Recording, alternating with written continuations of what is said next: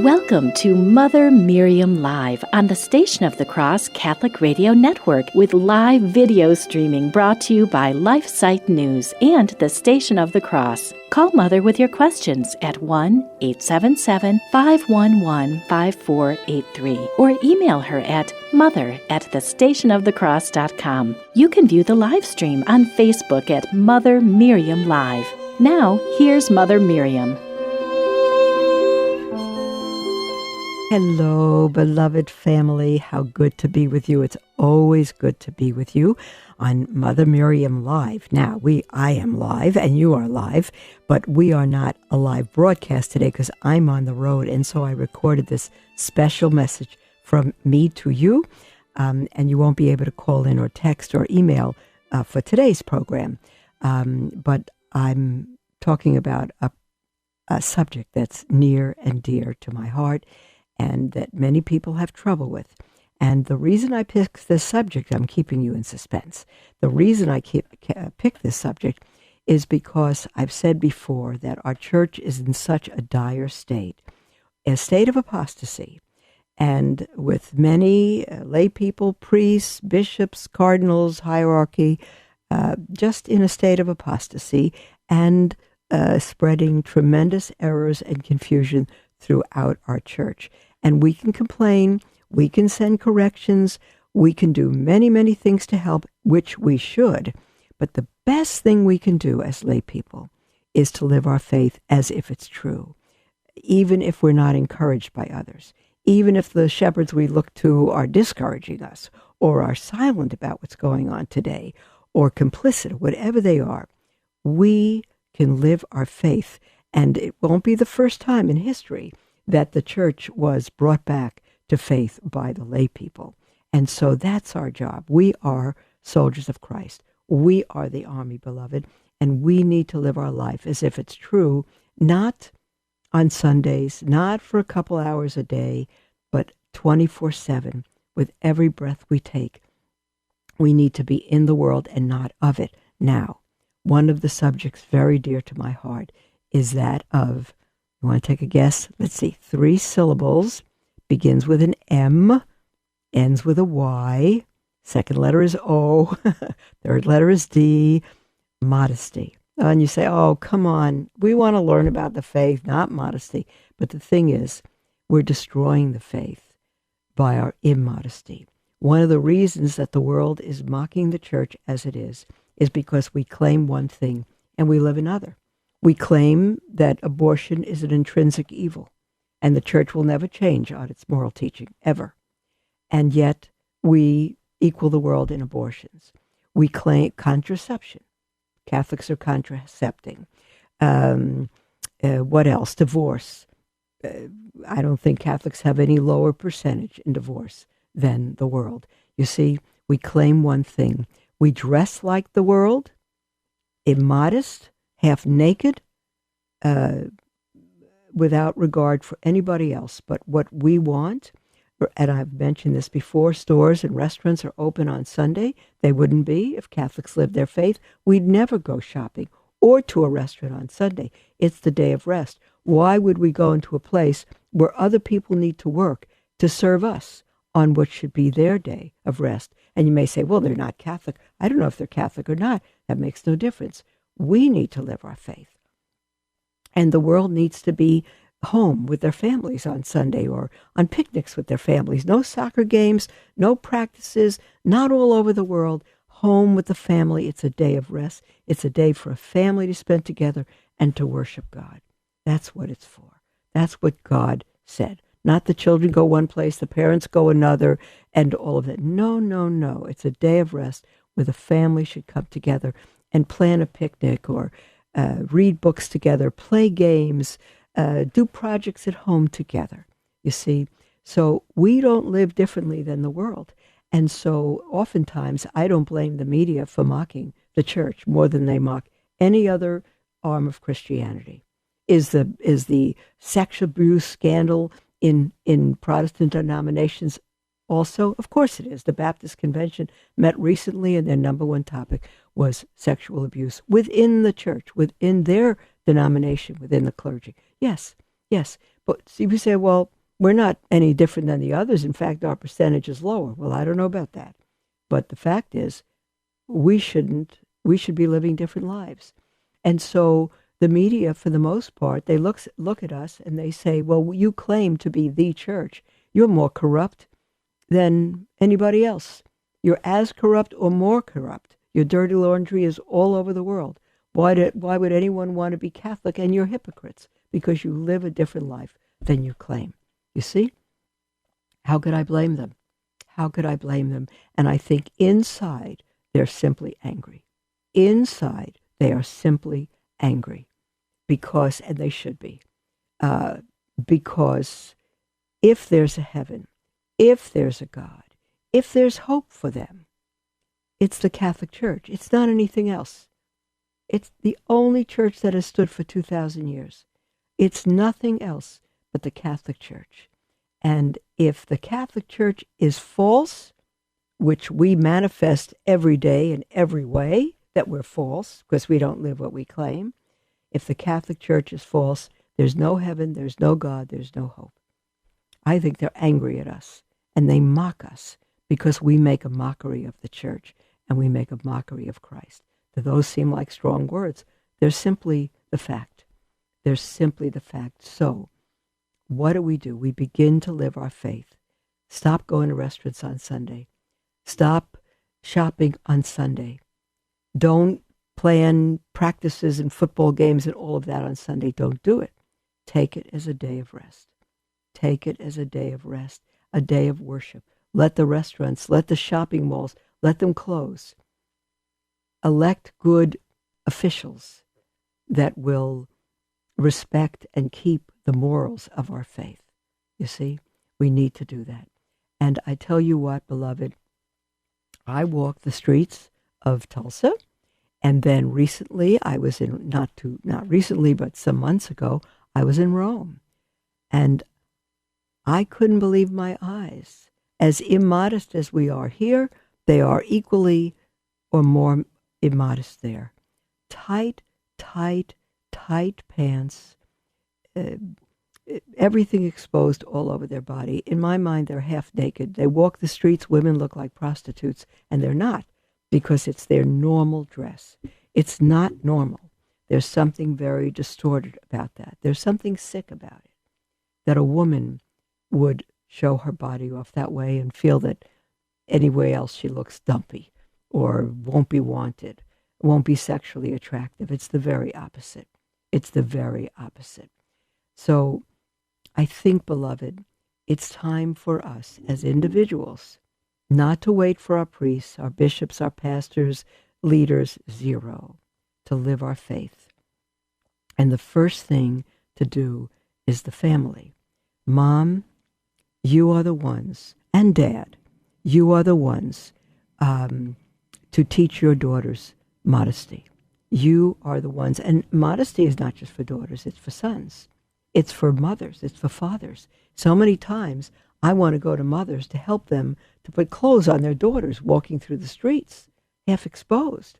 And I look at the moms, and they're dressed the same way. I want to tell the daughters they're wearing leotards that used to be my underwear. And I want to tell the moms they need to put skirt, pants, something on their daughter. They're wearing underwear out in the street. And the moms are doing the same thing. Who can I talk to? It's terrible, beloved. It's terrible. And God doesn't want us to be modern. He wants us to be his children and witnesses to him in the world. And for a woman, beloved, we have only one model. It's the Blessed Mother. She's the only model we have. And men, your model is Saint Joseph. All right? No one's going to picture the Blessed Mother in a sleeveless, low-cut, tight dress, short, all of that. No one's going to picture. That would be awful and scandalous to a true Catholic. She's our model, beloved. She is our model. And you say, but she always has her head covered. Yes. You mean I have to have my head covered too, outside in the streets? You know, it wouldn't hurt. It wouldn't hurt. No, you don't have to, but it wouldn't hurt. It's a sign of modesty. It's not just a sign of modesty. It's a sign of your sacredness. Everything that is sacred is veiled. The tabernacle is veiled because it's sacred. Women are veiled in church not because they're inferior, says Dr. Alice Hildebrand, but because they're sacred. I know a homeschooling community, and the mother, in this one particular mother, but there are others, never wear anything but a long, loose skirt to her ankles, a very appropriate tops, pretty, but long-sleeved and to the neck, and always wears something on her head. She doesn't have to, but she does. Light clothing for the summer, but covering her body. And people ask her, they stop her on the street, they stop her in supermarkets, are you, what's the Amish? Are you an Amish? She says, no, I'm Catholic. And they're shocked because of her modesty. And it's tremendous. No one makes fun of her. They respect it. They think she's odd, but they respect it. You see, and more women are beginning to follow that. Don't worry about being popular. Be a leader. Be a leader in holiness. Be a leader in chastity, in modesty, in beauty. And chastity has not to do just with dress. It comes from the heart. It's in how you walk. It's your speech. It's your language. It's the choices you make in life. I have one of my favorite websites is called Fish Eaters. One word, Fish Eaters, because that's what Catholics are. We eat fish on Friday. Fish Eaters. And if somebody says you don't eat fish anymore on Fridays, well, that church did away with it. It did not. It did not. Every single Friday is a day of abstinence from meat of the whole year, not just Good Friday, the whole year. Now, what the church did at Vatican II is help the children of the church to grow up. And so if they're vegetarians, they said, if you can't give up meat on Friday, give something else up. It's still a sacrifice. You're not excused from the sacrifice. So if you cannot, if you don't eat meat, for example, you're a vegetarian, you're not excused, you're not off the hook. You have to offer a sacrifice. You still need to sacrifice something. It could be your favorite vegetables. It could be your favorite meal. It could be something else, but you're not off the hook from sacrificing. And when we love God, we shouldn't be on the hook. We should love the opportunity to sacrifice. You see, so I lost my train of thought. But if we begin to eat as Catholics and we go out to a restaurant on a Friday or we go to someone's home, we're not going to refuse what they serve us. And if they serve us meat, we're going to be good, gracious Catholics, and we're going to eat the meat. We're not going to say to our host, I can't eat it, it's Friday. No. You're going to receive that graciously. And actually, I've been at people's homes where it's a Friday, and I didn't know what they were serving. They don't know we abstain from meat on Friday, and they serve meat. And all I do is sit there, and I keep quiet, and I eat it, and I tell them how delicious it is, and I say to God, Lord, this is my sacrifice to you today, to eat this meat. That is my sacrifice, to eat the meat when I never would have otherwise. That's a sacrifice. And I can make another sacrifice if I want, but I don't need to, you see. So begin doing that. Begin living the Catholic faith with your family in every single way. So again, no restaurants on Sunday, no shopping on Sunday, no piano lessons, football games, all of that. Keep it as a day holy to the Lord. That is the day of rest. That is the day to worship God. It needs to be kept that way. We need to be in the world and not of it, which means we need to have the language of a Catholic, the language of hearts that are set on heaven, the dress of those whose hearts are set on heaven, not just for the salvation of our own souls, but we need to be a witness to the world. You know, I said to Sister, Gertrude walks every morning. She's been walking the same route, goes out early in the morning, and as soon as it begins to turn light, she's off to the park and walking. And she has a lot of experiences when she does that. And she told me this morning, there's been a very elderly woman who's been very sour. She's older, maybe in her 70s. She walks with a cane. Her face has many, many wrinkles from her having a very hostile, sour face. Never changes. And one day, Sister Gertrude Marie was walking past her down the end of our block, and Sister Gertrude Marie walks a mile a minute. She's the flying nun, and that's her exercise. So the woman was walking at the pace she can with her cane, and Sister came walking around her, didn't brush her, wasn't too close, but walked past her. And the woman looked at her and said, "Never do that again." Really angry and hostile and sour. And so Sister never has done that again.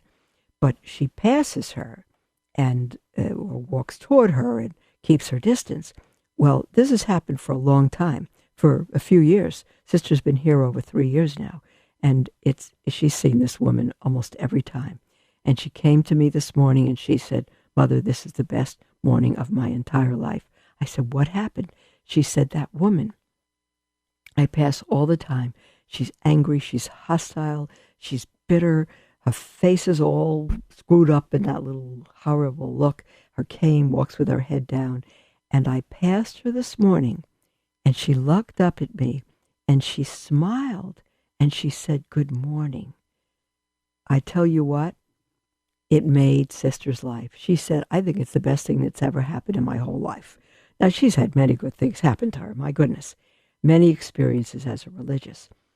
But the smile that woman gave her, the woman's face was miraculously changed. Looked up at Sister and smiled and nodded her head and said, 'Good morning.' And of course, Sister smiled and said, 'Good morning' back. There was no further conversation. And Sister said it was the most unbelievable transformation and experience she said she thinks she's ever had in her whole life. She believes it. She said it was just, for her, miraculous. Now, I've said to the sisters that even though we've been stopped from moving forward in Tulsa, and we've been canceled from ministering in the diocese and so many things, I've said to them, all we have to do is exist in this habit as a sign to God. We're signs to God. And our very existence, going to the stores, walking the street, going to Walmart, going to church, our very existence is a sign to God in the world. So many things that have happened now. This morning was a great example because, again, we've been here and we haven't been able to do anything outside. And so for her to have that experience, and with other homeless in the park, it's just magnificent. And the fact of just our existence, well, that's a long way to say to you, beloved, wear modest clothes. Women, no more pants, no more dungarees, no more slacks, no more pants. Can you picture? Now, I'm going to justify that, but I'm just saying it out front, and some of you are just going to turn off the station right now because you're not interested in hearing such an extreme view that you think is my problem. No, it's the view of the church. It's the view of the popes down the ages. You're not going to picture the Blessed Mother in pants, whether they're tight or not. You're not. You're not going to picture her walking down the street showing her rear end in pants. You're not. And it's immodest. Now, there's degrees of immodesty. If they're tight pants, it's more immodest. If they're loose, it's less immodest, but it is immodest. And skirts that are above the knee, even slightly below the knee, are immodest. And you're saying, Mother Miriam, I don't mind you talking about modesty and chastity, but you're really going overboard here. What are you doing? We have to throw out our whole wardrobes. I'm going to ask you to please do. Lengthen your skirts no shorter than knee length. Nothing lower than 2 inches from your neckline. Nothing sleeveless. Nothing tight. Nothing sheer. Nothing exposing. Do you have to wear baggy clothes? No. Wear proper fitting clothes, not that hug the skin. You should not see the outline of your underclothing. Today you see that on women. You see all their bulges, you see everything. It's as immodest as it can get. No one feels immodest because it's just the way of our culture. But Catholics need to change. And we need to be signs of God in the world, the way we walk, the way we speak, the clothes we wear, the things we do and don't do. We need to do that. Now, I have printed off an article on modesty from Fish Eater's website. Any of you could go to that and do it. Any of you can do that. But I'm going to begin to read it to you, and we're not going to have enough for today. So I'm going to continue reading this on another day. Sometimes I travel 2-3 days in a row, and we cannot come to you live. Again, this is being taped live, but it can't be connected for, we're pre-recording it so that it can't be, it's live for me to you, but it can't take phone calls and emails. So, but it's simply from my heart. It's not an old recording. It's fresh and new. And I'm going to continue this in the next one we do. There's sometimes we're going to have 2-3 days in a row. Wherever I travel, we're going to try to do this live and take your calls and emails.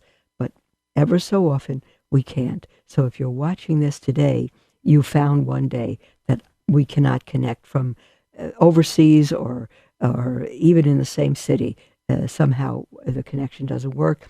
And so LifeSite News and Station of the Cross have something from me to you to play for this hour. And I won't be able to even hardly start this, let alone complete it. But I'm going to begin it. And we're going to go to a break not too long from now. And then I'll continue after the break. So God bless you, beloved. And start with me. So I'm going to read you. You may have really gotten angry or put off at the few guidelines I just gave. And you may be saying, well, if this is the guidelines you're going to approve or support, and that's what you're going to talk about, I think I'm going to do something else other than listen to this particular program. I ask you not to, beloved, because many things, I used to wear other clothes too before I was a nun. I was never keen on pants. I didn't own pants, and I did wear long skirts. But before I was a Christian, I wore many things that I would shudder to wear now. I would shudder. I was on the beach in bikinis. Yikes! Can you picture Mother Miriam in a bikini on the beach? That's what I did. But so at the time, if you spoke to me on modesty and said, do this, do that, I would have had lots of reasons. You know what? Live your life. You're entitled to it. I'll live mine. Goodbye. But now I'm Catholic. And now I have the Spirit of God in me, as you do, if you're Catholic and you're in a state of grace. And I want to learn what God wants, not what I want, and not my opinion. I want to know what God wants. I want to know the reason for these things. Then you can decide. What you do is between you and God. But to not know the church's teaching on it, this isn't opinion, this is the church's teaching, you're going to be in a very difficult spot to know God's will. Very difficult. The only way for you to make good choices is to know the teaching of the church and then say, okay, I want to obey God. I can do it this way. I don't have to be as extreme as Mother Miriam says, but I can do it this way. You see, that's very important. So, okay, let me begin. This is an article, and they begin with two quotes from Scripture. First, from Sirach in the Old Testament, a quote from Sirach, chapter 19, which says, a man is known by his look. Now, we say we can't judge a book by its cover, but I tell you what, that is part of the judgment. If I want to pick up a wonderful traditional Catholic book and I see a modern cartoon that really doesn't even represent holiness on the cover, I'm not even going to check it out. It has to represent what it is. It has to represent dignity and beauty and Catholicism. A man is known by his look, and a wise man, when thou meetest him, is known by his countenance. The attire of the body, and the laughter of the teeth, and the gait, G-A-I-T, of the man, show what he is. All right? The attire of the body, that's his clothing. The laughter of the teeth, if we laugh immodestly, which many people do, and I can explain what that is, and the gait of the man, how he walks. If he's sloppy, if he's careless, if he shows no self-identity, no confidence, no respect in his walk. There's so much to all of that, beloved, men and women both. So there's the music for our first break, beloved. And go ahead and consider these things, and we'll be back in 1 minute. So don't go anywhere or you'll miss the next sentence. You don't even want to miss the next sentence. God bless you. We'll be right back.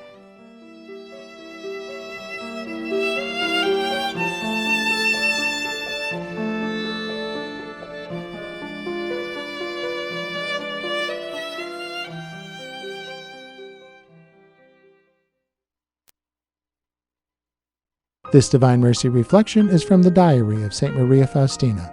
In paragraph 1293, St. Faustina falls into a minor error she had resolved not to. She writes, "I fell again into a certain error, and at this I felt such acute pain in my soul that I interrupted my work and went to the chapel for a while.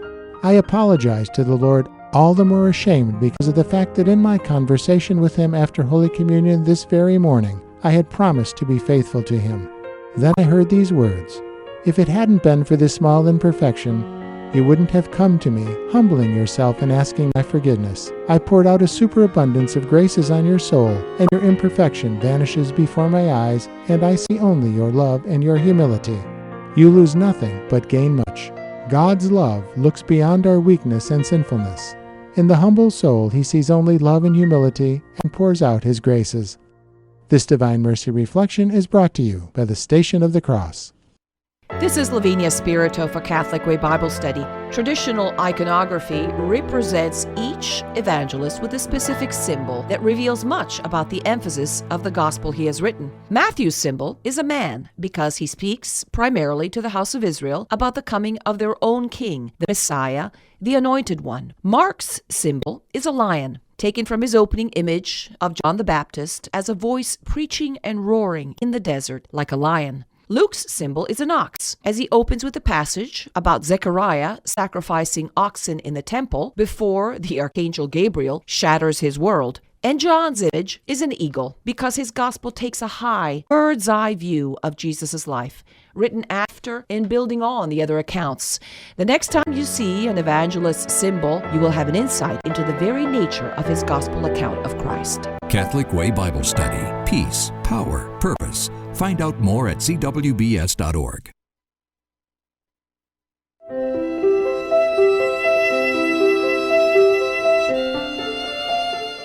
Welcome back, beloved. This is Mother Miriam live, and I am thrilled to be with you, and I am live, but we're not able to take calls and emails today. I've recorded this beforehand because I knew I'm on the road, and I knew I couldn't be with you to answer calls and emails, but I personally am coming to you live through my heart. And we are speaking about the subject of truly beginning to live our faith as Catholics in every single way, not discouraged by those who don't live it, by their failures, by their lack, that we would become truly disciples of Jesus in the world, that we would really be in the world and not of it, and be his witnesses in every single thing we do and say and don't do and don't say. And our subject is modesty in our dress, in our speech, in our walk, in our choices, in everything, and raising children to understand, girls and boys, to understand modesty. And so I just began an article that I received, that I downloaded from fisheaters.com. You're welcome to go there, fisheaters.com, and just type in modesty. It's a wonderful article, too long for our program today, but it begins with two verses. One I read just before the break, and I'll read it again. It's from Ecclesiasticus, or Sirach, another name for it. Quote, "A man is known by his look, and a wise man," now this is God's word, beloved, not Mother Miriam's opinion, let me start again. "A man is known by his look, and a wise man, when thou meetest him, is known by his countenance. The attire of the body, or clothing, The laughter of the teeth and the gait, G-A-I-T, of the man shows what he is. Paul wrote to Timothy in 1 Timothy, quote, "In like manner, women also, in decent apparel, adorning themselves with modesty and sobriety, not with plaited hair or gold or pearls or costly attire, but as it becometh women professing godliness with good works." Beloved, this was written 2,000 years ago, and Sirach before then, but these are God's standards. They don't change. And the standards for modesty don't change based on culture. The fashions may change, but the modesty standards of length and tightness and revealing parts of the body that shouldn't be revealed and all that, that never changes. That never changes. I'm going to begin to read the article and we'll read it through together. Modesty, by the way, this was written by a woman, a good, faithful Catholic woman of our day, who I think Fish Eaters is her website. Modesty, like countenance, humility, and meekness, is annexed to the cardinal virtue, temperance. It comes out of the Book of Wisdom, and has the reining in of human passions as its goal. That's what temperance is, the reining in of human passions.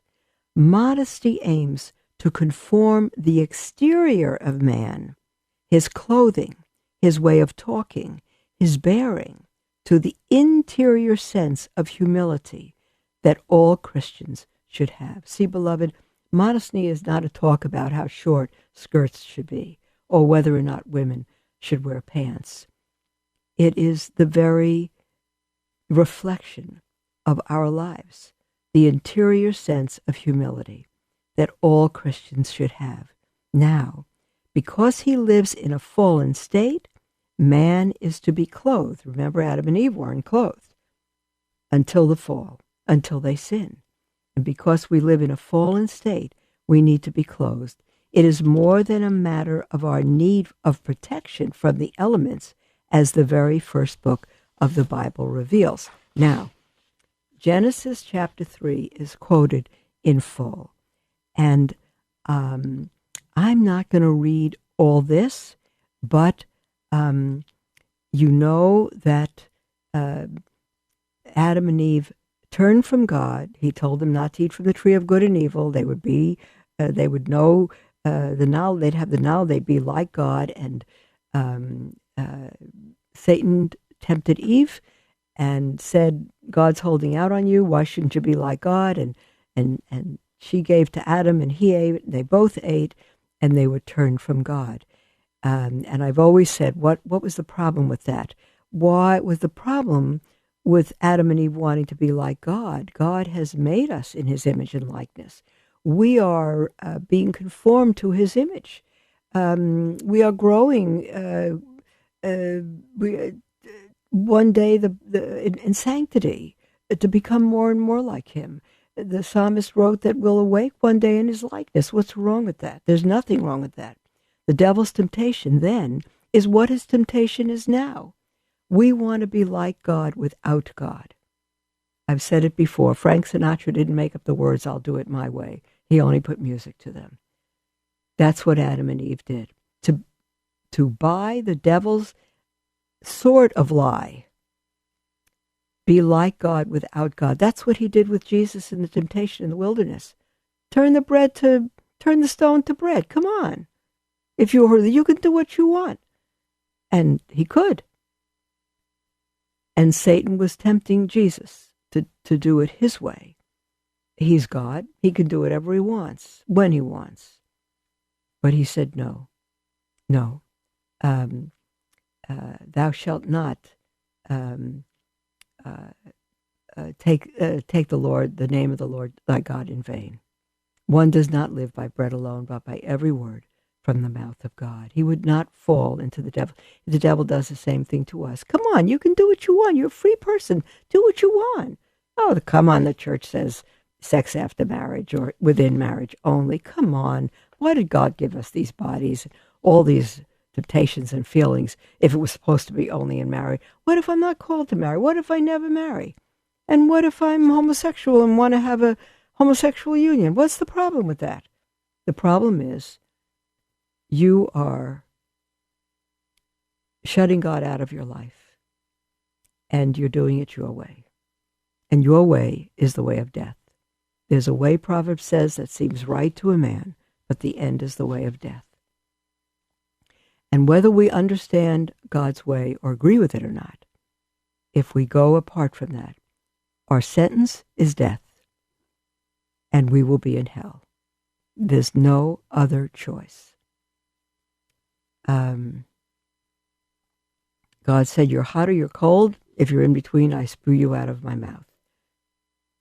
If we're hot, we're in love with God. If we're cold, we've rejected him. If we're somewhere in the middle, we're not with him. We may think, well, I'm Catholic, but we do this. We know we shouldn't. Many times we don't go to church on Sunday, but we're Catholic. Well, you're not. You don't go to church on Sunday outside of a serious reason. You have committed mortal sin, which means you've excommunicated yourself. Short of going to confession and being forgiven, you need to be restored to a state of grace. We have to take our faith seriously, beloved. If you doubt, if you do not believe one thing that the Catholic Church teaches that is binding on us, that is a matter of faith we must believe, then you're not Catholic no matter what you say. We have to get our act together and convert the world, beloved. There's our music. We'll be right back after a very short break. Don't go away.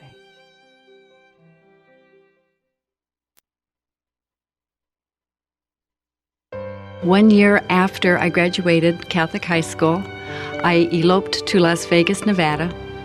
My husband was not Catholic, and at the time I didn't really think that it really mattered which church we went to because we all loved God and we all loved Jesus, and that was the start of my journey out of the Catholic Church, where I remained out of the Catholic Church for over 30 years. When I started to read the Bible, I could see that our Catholic faith is steeped in Scripture. I could see some of the sacraments in Scripture. I could see some of the liturgy in Scripture. I learned that the Catholic Church was started by Jesus Christ, who gave the authority to Peter, and it has continued in succession down to the present day. And that was the start of my journey home to the Catholic Church.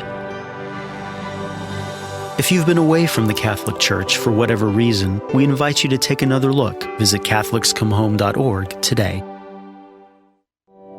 The Liturgy of the Hours is prayed 3 times a day on the Station of the Cross at 5 a.m., 3 p.m., and 9:30 p.m. Eastern. The Liturgy of the Hours is a meditative and efficacious way to foster habitual prayer. It is the daily prayer of the Church, prayed throughout the world by priests, religious, and laity. For details about each hour and more information about the Liturgy of the Hours, visit thestationofthecross.com.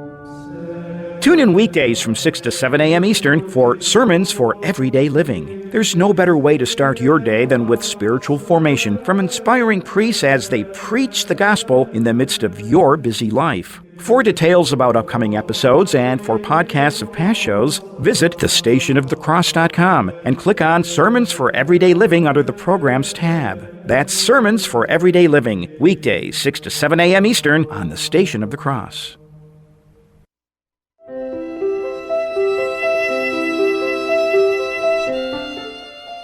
Welcome back, beloved. This is Mother Miriam Live, and I am so thrilled to be with you. We're continuing our message on modesty, and we were just talking about really being in the world and not of it, and not buying into the devil's lies. And the only way to do that is to know the truth. You can't live what you don't know. And we talked about Adam and Eve buying into Satan's lie that they'll be like God. And of course, the result is that they fell and plunged the whole world into sin. And what the article says on modesty from fisheaters.com, I'll read their commentary on that passage. God made Adam and Eve perfect and perfectly harmonious with himself and with each other. Then they sinned and saw themselves as they then were, fallen, separated from God and from each other. Having lost the grace with which they were created, they began to retreat into their own egos and blame each other, even blame God for their sins. Come on, the woman blamed the serpent. The serpent deceived me.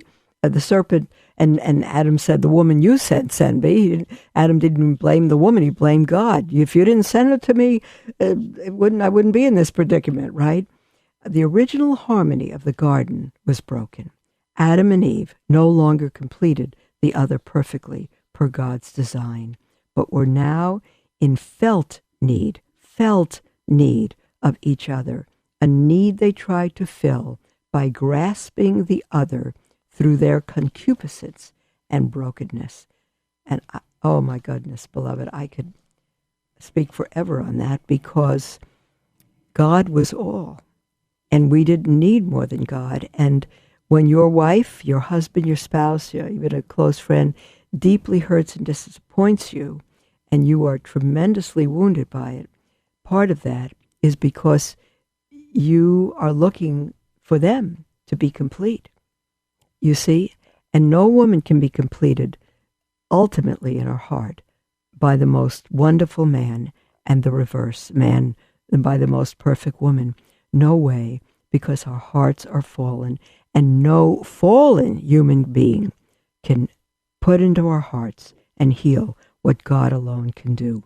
And so when you have a fight between spouses, just somebody tell a quick joke and say, it's Adam and Eve's fault. We wouldn't be in this predicament if they didn't fall. You got to do it, because that's the reason you're fighting. Their relationship, Adam and Eve, now was tainted, and shame filled them as their nakedness came to be a sign of their incompleteness and vulnerability. They didn't feel that before, but now they do, and an inducement to lust. Sensing their isolation from each other and from God, they covered themselves with quickly fashioned aprons, right? And then God himself clothed them, replacing those fig leaf aprons with tunics. And of course, the tunics came from animals that God killed. There was no death before that. God needed to kill an animal to cover their sin. That was the first time ever for animal sacrifice. Our bodies are holy gifts to be revealed and given to another person only in marriage.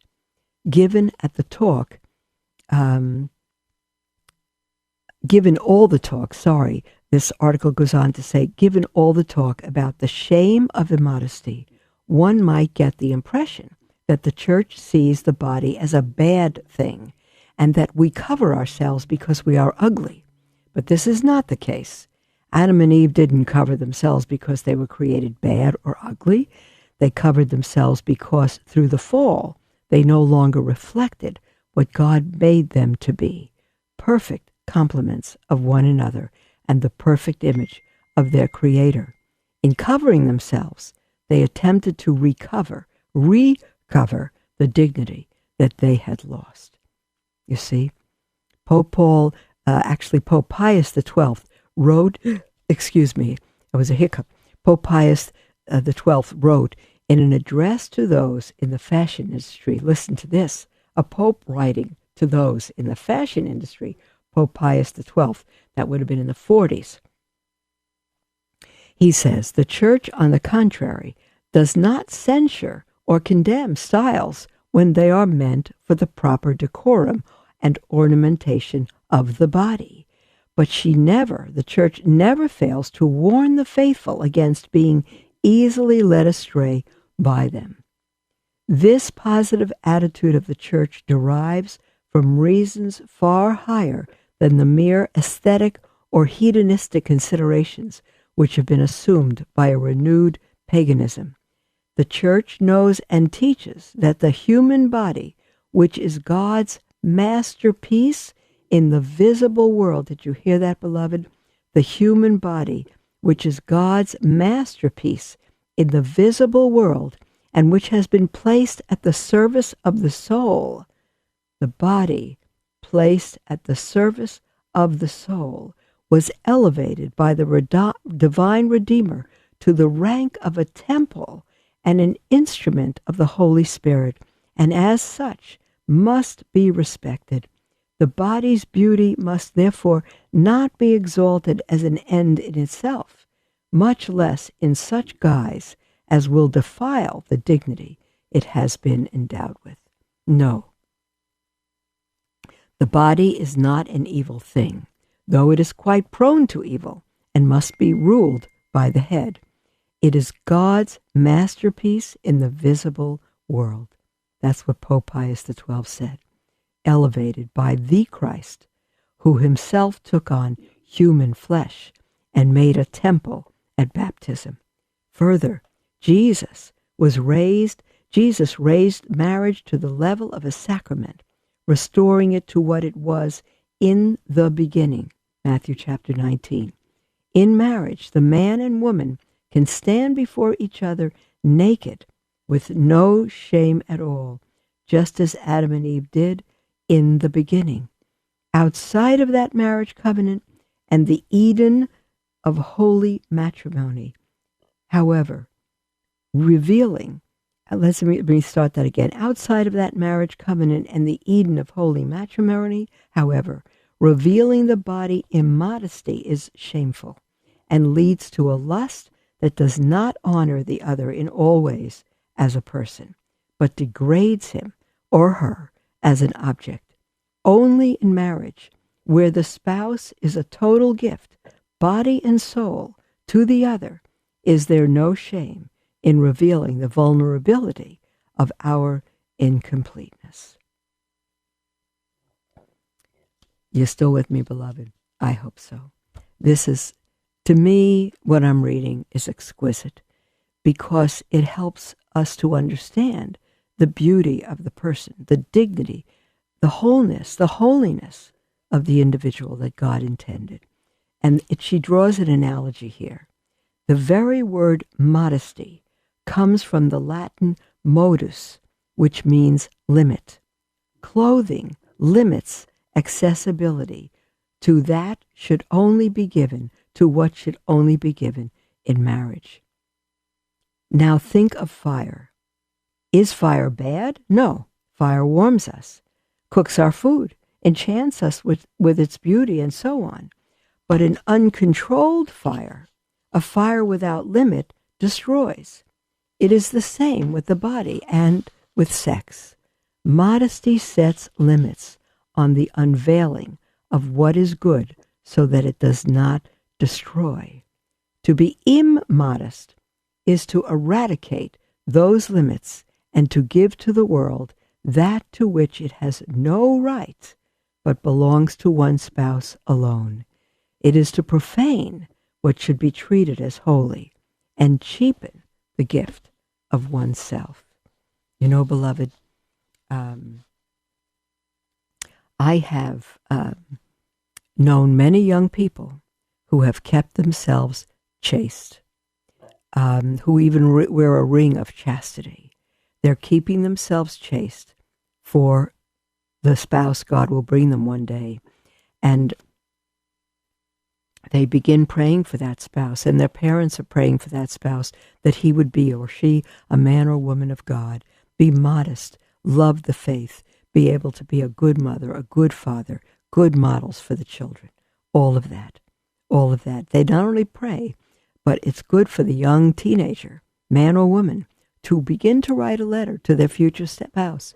So a young lady at her young teens can begin to write a letter and say, "Dear spouse, dear future spouse, dear man of God, I am 14 years old right now, and I am beginning to pray for you. I don't know who you are.